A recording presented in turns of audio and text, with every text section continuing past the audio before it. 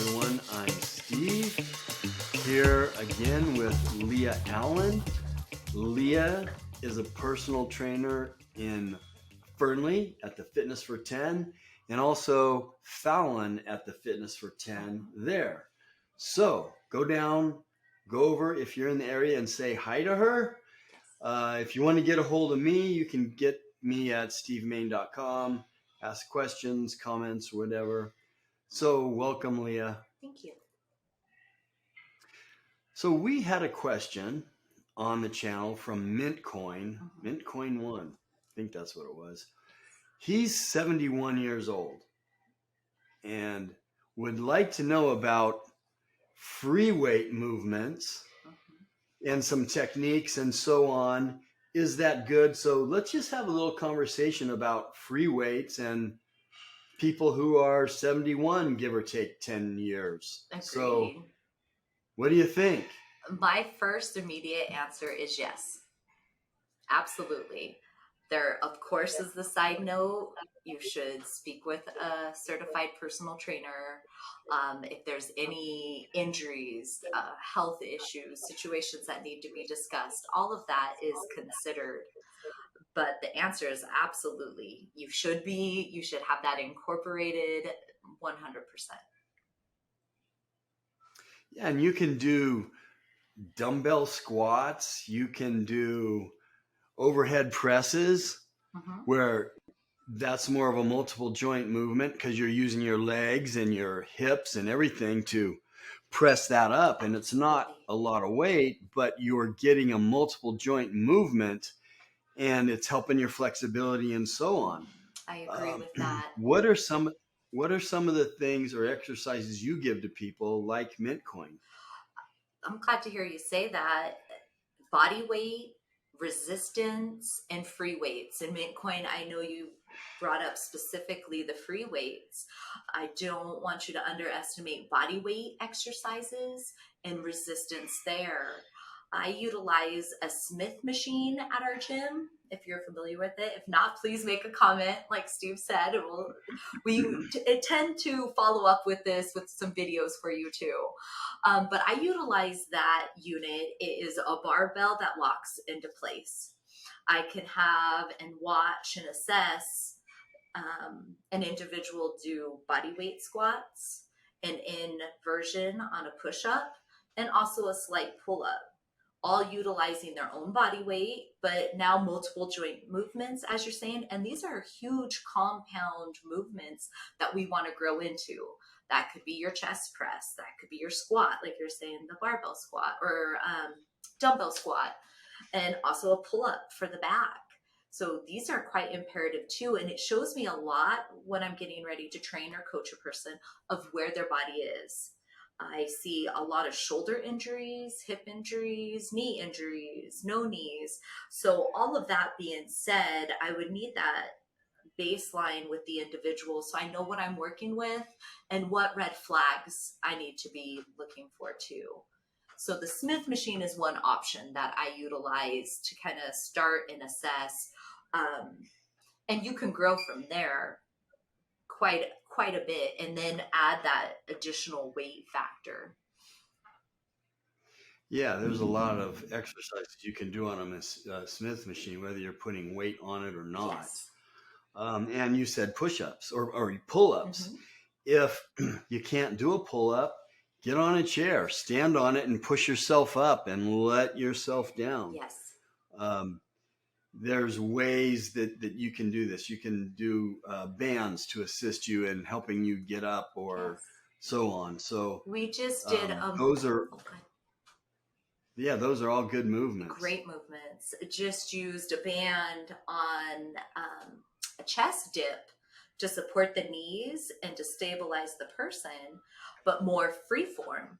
So that core strength is really what I love about it is, yes, it's isolating and working those muscles we want, but we have to have a whole core stability, which really piqued me with this question from Mintcoin, because that's what I found in the older age groups: stability, balance, feeling comfortable getting up off the floor after so many decades, that floor seems like a long ways away. We want to feel comfortable to play with our grandkids. I have grandkids. I don't know about you, Steve, but I still want to be able to catch them when they're out running around if need be. But the confidence and then the weights are just going to help increase that bone density because of the resistance on there.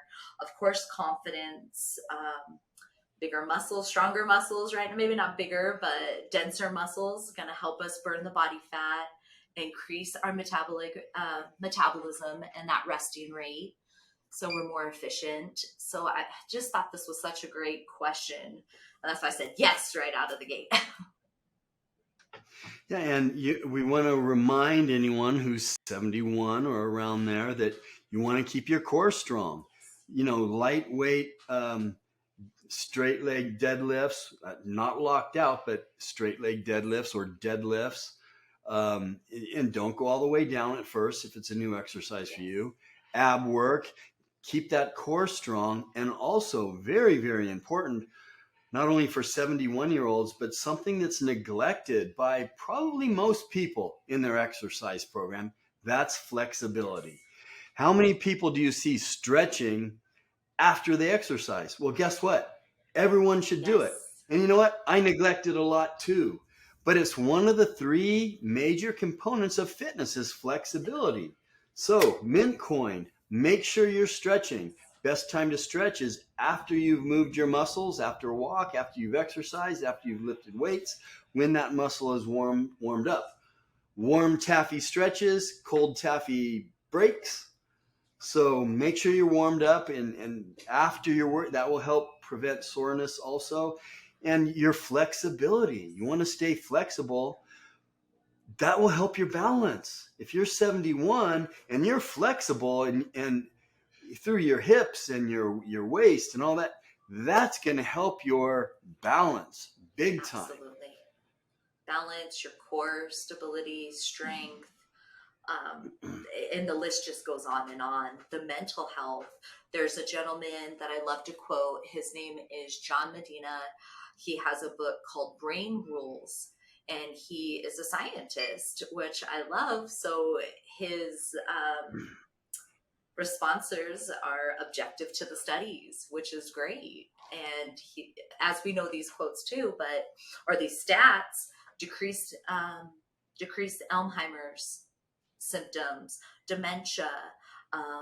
So the mental health that is imperative, and we don't have to wait till we're older. We should begin now, absolutely, at any age, for that stability in the mind. But as aging goes, that's the one thing that we see really drop as well, is the mental health and ability. So that cognitive function and ability increases by 35%, he says, with just 20 minutes of exercise. So exercise is amazing. And I do think it would be great if we could maybe get a camera in one of the gyms and do some demonstrations of some of these exercises. So if we're able to get to that, we'll post that for you also, Mint Coin. Yes. Different in the gym type exercises. And these are things you can do at home too. You don't have to be in the gym. A set of light dumbbells, or like Leah said, body weight.